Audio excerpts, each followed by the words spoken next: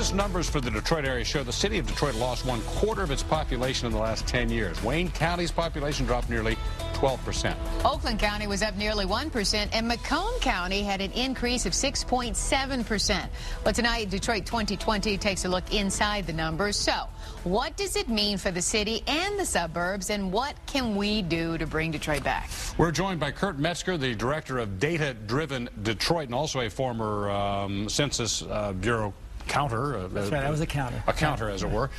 So I guess, first of all, Detroit lost all this population. Where did they go? Well, it's interesting. I mean, they went everywhere.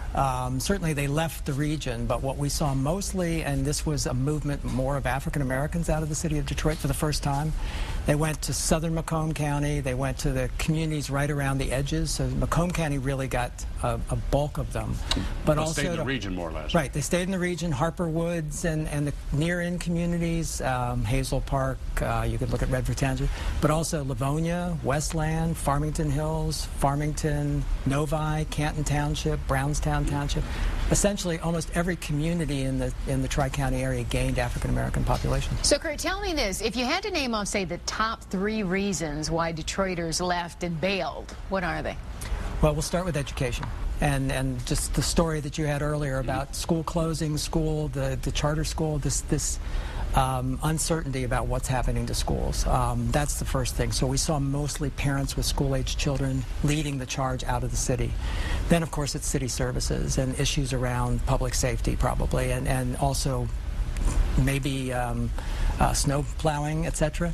But then finally, I think it's taxes and insurance. I mean, insurance rates are extremely high, unfairly high, and that's causing people to leave. Now, I talked to you the day these numbers came out, and you told me something I found kind of interesting. You're talking about how this is causing a greater diversity in these communities, as you say, where these people have left Detroit. It creates a greater diversity, but also kind of an unexpected bridge back to the city of Detroit from these people who have left. That's not like they've left everything behind. Right, that's what we're hoping. I mean, the early movement into Southfield, we would see that all the political signs in Southfield were Detroit signs, you know, that there's still that connection, a lot of connection with the churches in the city. So there is that tie back to the city. Hopefully those ties don't get broken. A lot of times people will leave the city and leave the city behind them.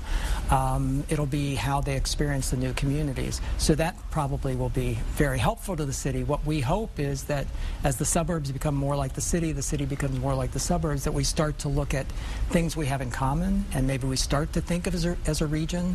And the more diversity, as was shown, the segregation index in Detroit went down. We're now ranked 4th instead of 1st, which is a good sign.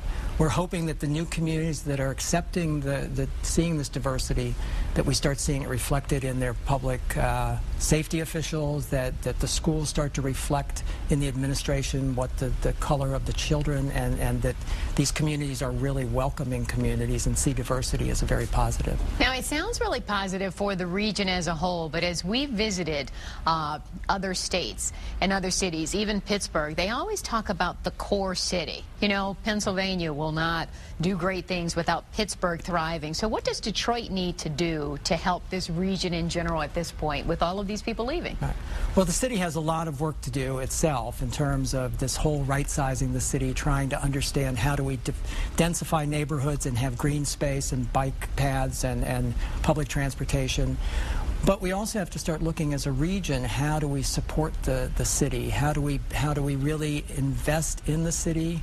And how do we start looking at things not as a zero-sum game, that it's city versus suburbs? We tend to, Detroit doesn't compete against Pittsburgh. Detroit competes against Livonia. Detroit competes against Troy. We can continue to fight each other, and it's always a win-lose battle. We need to see that the pie can get bigger and that we can win together, and so it really does behoove the city to do their investments, and there's a lot going on, but it also is important that the suburbs start to embrace the city and see that as a region, the region requires a strong central city, and the city requires a strong region in order to succeed. Well, the suburbs would have a hard time embracing, though, with those 3 main problems you talk about: education, the perception of city services, and things like that. Right. But there's yeah. I mean, that's always an excuse. People will point to the city. They're in the suburbs, and they say all those problems. We just don't want to invest. But we've got to figure out that the city can't do it alone, and the city shouldn't have to do it alone, and the city has gotten to the point that it is because the suburbs have benefited from that city movement. So let's try to move that back into the city and try to embrace it. Let's hope so. All work together for this region. Kurt Metzger, thank you very much, as always, for coming in and showing us these numbers. By the way, we have a complete look at the census numbers and the numbers for your particular community. All you have to go is to our website at Detroit2020.com.